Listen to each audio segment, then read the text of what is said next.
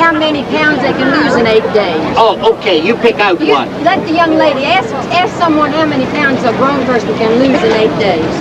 How many pounds a grown person can use? No, how many pounds a camel? I said that wrong. Oh, yes, You pick a lady. See if that lady in the green with the green pocketbook knows. Maybe she heard.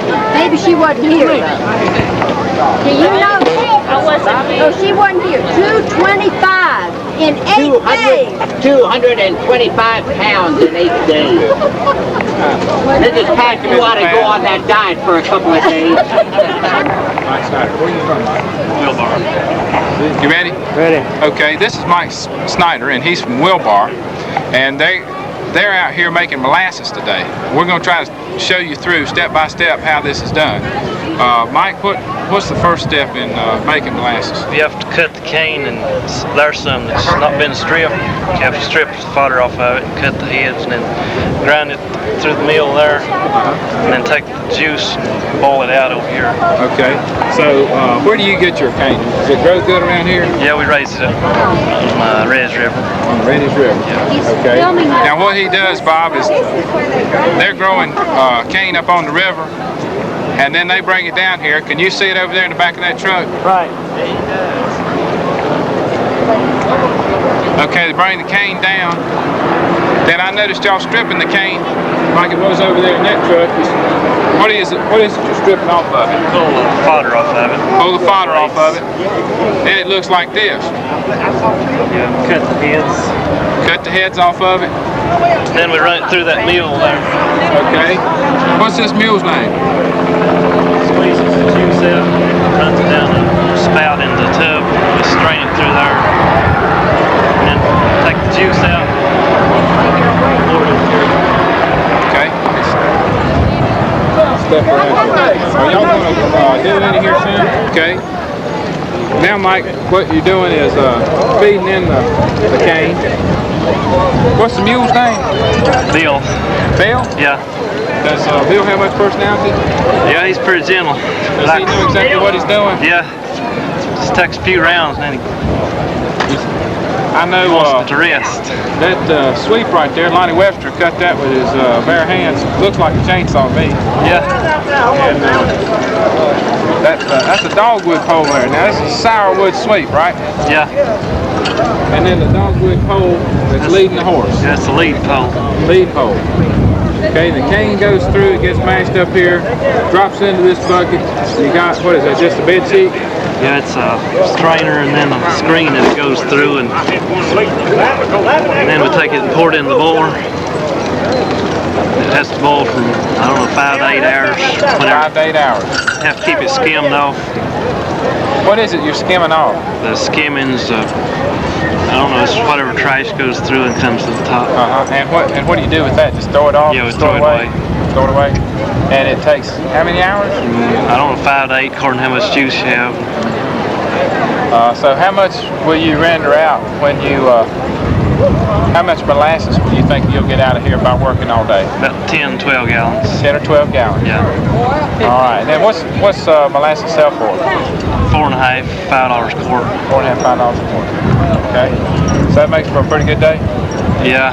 It's a lot of work in it though. A lot of work, but it's a lot of fun? Yeah. Well, we're mighty proud to have you down here.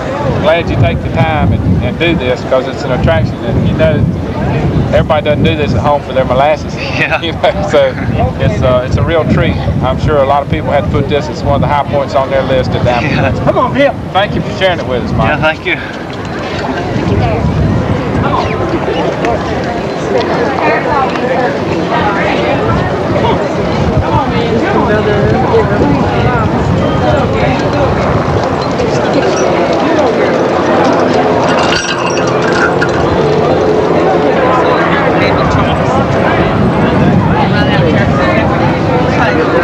Okay, this is the last step in the molasses making process. They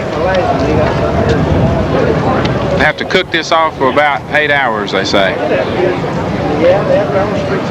Mike, how many gallons you say that'd make? 10 to 12 gallons. And how long has that been boiling today?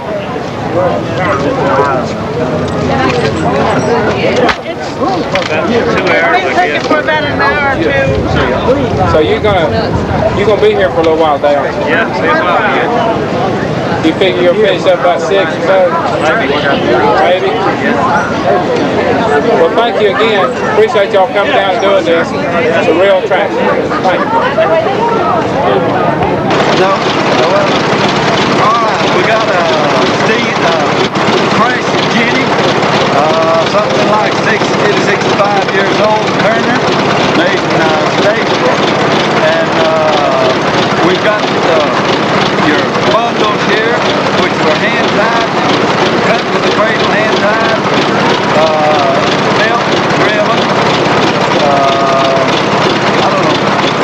How old is this thing, man? About 60 to 65 years old. 60 to 65 We're not sure. Okay, is this yours? No, it's Rufus Transuit. Rufus who? Rufus Transuit. Okay, is that him? Oh, right, yeah. A lot of interest in it, especially the older people. Many of them say that years ago they used to follow these things around from farm to farm. They'd stack their grain on stacks, and then the threshers would move from one farm to another and thresh, and they never charge. One farmer would help the next farmer, he'd go on and help the next farmer. So it was kind of a community thing. The ladies all get together and feed the threshers when they come, and sometimes they used to have to put them up for night, spend the night. Well, now, what drove that thrasher? Well, the one I remember was an old Fordson tractor. So they had sort of hit and miss steam engines and things like that to drive them? Well, yeah, but that was before my time. But that's what they used to drive them before your time then? Yeah. Okay. Yeah. Well, And they did, and they also had horse-drawn. horse-drawn? Yeah, many years ago. But what I can first remember was this, and the old kerosene Fordson tractor. Okay, now your tractor there, is that your tractor, that blue one? Right. What is it? It's a 47 Alice Chalmers.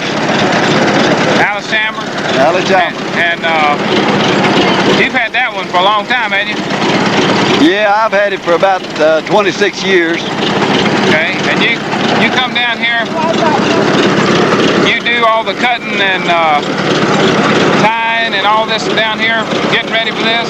No, Rufus Transaw grows the rye, they cradle it and stack it up, and then of course I help them haul it down here, but it's mostly Rufus that's doing. Okay, and then what do you have when you get done here? Well, you got your rye separated from your straw. In other words, that's what this machine does. It takes the head, run through there, and it separates the grain from the straw. You have straw left, which they used to use to feed the cattle or bed stables with, and then of course your rye, they do whatever, make rye bread or whatever you want to do with it. Okay, Feed cattle. Okay. Would you like to ask him to come over and introduce him, and we'll, if he can come over. If we get him, how you do?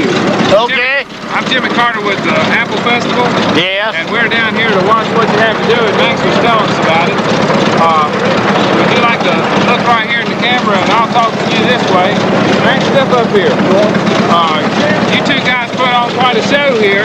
Yes. And we want you to know how much we appreciate y'all taking the time and effort to come down and share with everybody the equipment, your time and effort that goes into this thing so that we can have such an attractive exhibition as this. Yeah. So we just wanted to let you know that. Thank you. Yes, sure. I guess you do this for the money, don't you?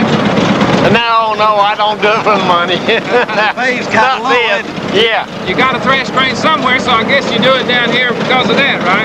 Well, I just have a little bit down there at my home. I don't grow much. I don't grow it for the money, cause, well. Are you trying to say you come down here and do it for everybody else, just for their pleasure? Well, I get an enjoyment out of being here. That's all. Good. Yeah. That's good. Well, we're glad you do, and I know everybody appreciates it, whether they come by and tell you or not. We want to. Yes, I see. So thank you very much. Yeah. Thank you. Max, thank you for telling us about it. Well, you're welcome. Glad to do it. Y'all have a big day. Yeah. Sure.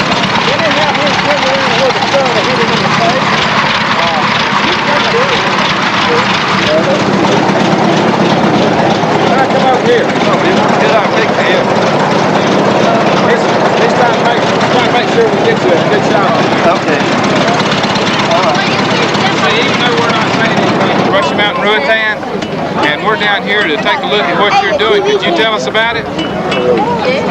Okay, first of all, let me ask you a couple questions. You're Ruth Johnson, and where are you from, Ruth? Boomer. Boomer? I'm from Boomer. Okay. The big city. The big city? Well, everything's relative. It's bigger than some I know.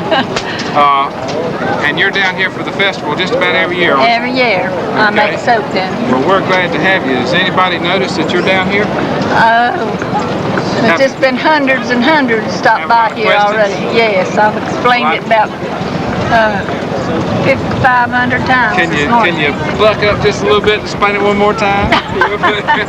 we'll put it on the video so we can repeat it for you and show it to some people. All right. Tell us what you do. I start out with, I put 2 peck bucketfuls of water in the pot, the black iron pot, and I get it to boiling, and then I put in 2 cans of lye, and then I pour in a gallon of lard. And my friends, since I was on television, thanks to Bob Pate over there, he put me on television. People knows I make soap, and they call me up, and they have this old lard, and they don't use it no more, and they give it to me. Boy, I just have loads of lard. Oh, that's good. A lady came by that lives over in Oakwoods a while ago. Said she had 2 or 3 gallons. If I'd come over there, she'd give it to me. So I told her I'd be right over. That's good. Now, and that's all you put in there, just 2 boxes of lye and a gallon of grease and 2 peck bucketfuls of water. Now, when you make this soap, do you make it for anybody on a regular basis, or you just make it for you? Yeah, I make it for my neighbors all buy it, and then I make it for the trading post up on the Parkway, Blue Ridge Parkway. They sell it up there all summer. Okay. I keep them supplied with it. I see. I You ever sell heard a of lot. Procter & Gamble? Oh yeah. They make soap. I know. They'll have to put me in jail, aren't they? I tell you what, they just can't compete. This is on a one-to-one basis. So when you mix all that up, how long does it take? How long does it take to make soap? Well, it doesn't take too long. Now, when people laugh at me when I say this, when the moon's new, it'll cook in an hour's time. It'll be done. But other than when it's not, it'll take me 2 or 3 hours to get it done. People laugh at me and say the moon don't have nothing to do with it, but you know I'm old-fashioned and I believe in it. You believe it does. Now, when you have to stir this very often, does it ever stick to the bottom? No, it doesn't stick. It just turns. You just have to keep. You got to watch it real careful, or it'll boil over. Okay, then once you do this, then you pour it into milk cartons. And let it get cold, and then I just break it open. Slice it, break the cartons open. Slice it open. So this is the finished product. That's it. Okay. These soap chestnuts, or you just buy them? Those are chestnuts. Chestnuts. Grew them in my yard. Brunswick stew, I guess. Set up here at Bronx. You don't come down here and buy things, do you? Yes, indeed. I sure do. Do you ever get a chance to look around the festival? Yeah, my daughter's with me. We take turns. She goes, and then I stay here, and she stays and lets me go. I've been all the way. I'm glad you get a chance to see it. Oh yeah, Lord, I would miss it. Good. Well, thank you for coming. We appreciate you coming. Well, I really enjoy it. I really do. Good. We'll see you same time next year. All right. Thank you very much. Thank you. Straight here. You did that? Yeah. One hell of a building on the corner. Biggest fire in the South. He's dead and gone. That's good. You know what they're doing? Oh, he told me he's making a foot scraper, but I didn't know what it was. It's probably some newfangled something, isn't it? I seen him make horseshoes.